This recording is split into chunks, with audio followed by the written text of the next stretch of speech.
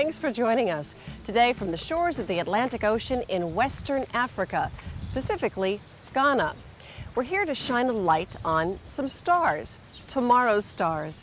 That's the name of a charity extending its arm of friendship all the way from Pittsburgh, Pennsylvania. And it started when a young African boy met an American man just down the road from here.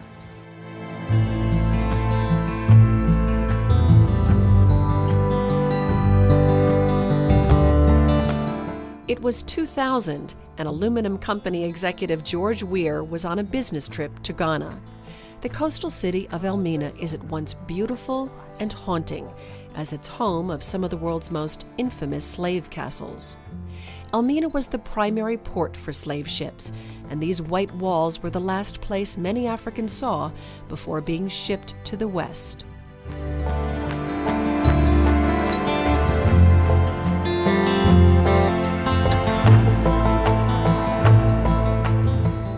Elmina is also extremely poor, and it was during a jog along these streets that George Weir met Max. This one Saturday, I saw a grown-up white man who was trotting, and I chased him. So I got to know of his name, and I got to also see that he was very, very tired. So I told him that I know a short way to where he's going to, and he agreed with me, and then I showed him a path through the bush to where he's going to, which is Coconut Grove Hotel. So as we were going, we were chatting. He was telling me more about the United States. I also telling him much about Ghana, especially our politics. And that's how I saw him, and we went to Coconut Grove. A friendship was born. George became Max's pen pal, sending him occasional packages along with the notes. Packages that Max certainly looked forward to. But one thing I realized was when he's sending the package, he spends a lot. And I was saying this to myself that if he's spending much on packages to me, this money being spent on a package can be used to help children who are in school. So I told my father about it, and then my father said it was a brilliant idea. Brilliant indeed. You see, Max's father, Ben, was a headmaster at this school, a cluster of wooden structures few of us would believe anyone could call a school.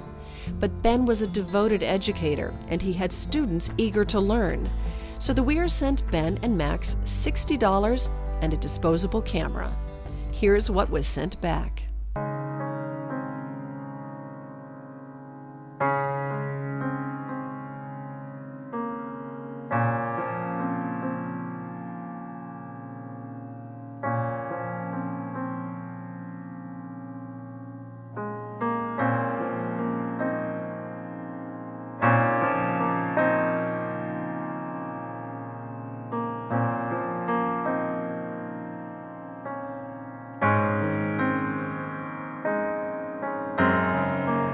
The first $60 was used to make cinder blocks. Here's how they do it. Students gather the necessary sand from the beach.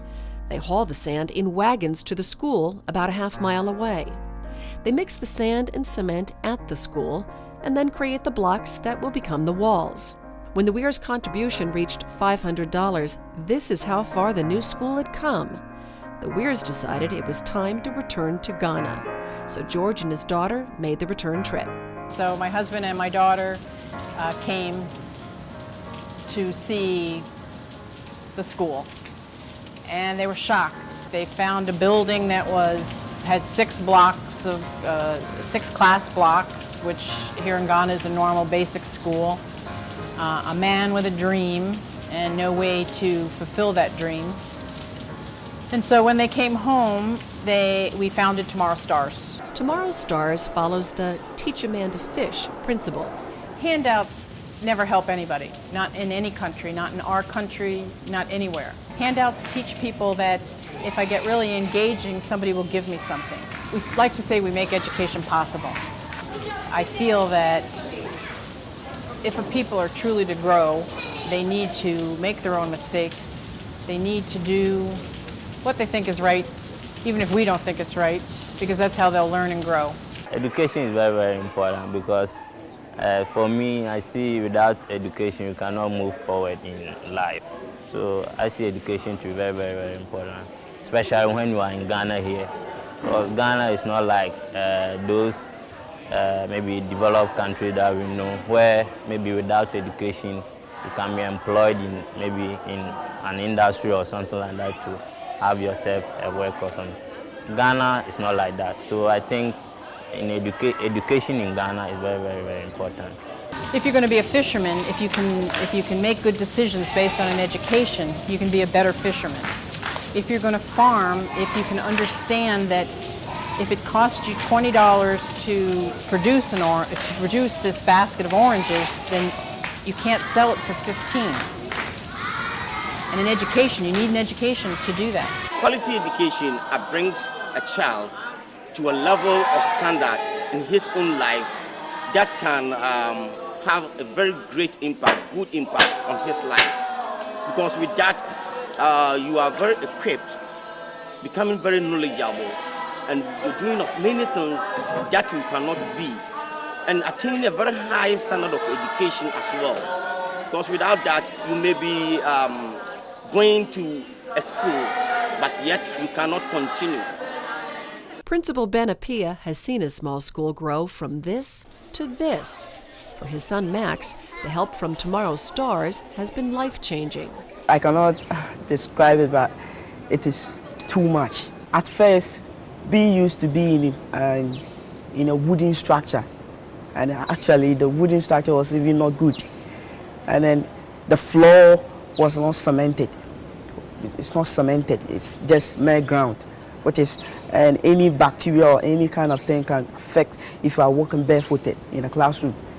But their help has changed everything. Now we are sitting in block structures and then having nice decks, and then everything is now good. And it's what can happen in the years ahead that has everyone here most excited. We'll be back from Ghana with more in just a moment.